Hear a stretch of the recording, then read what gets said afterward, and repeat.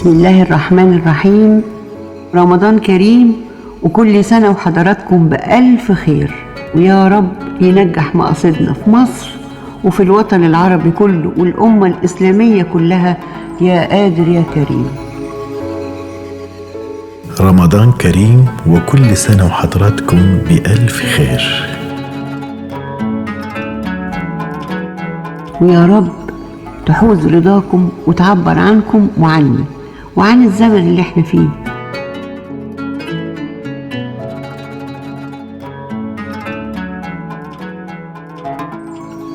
ورمضان كريم وكل سنة وحضراتكم بألف خير.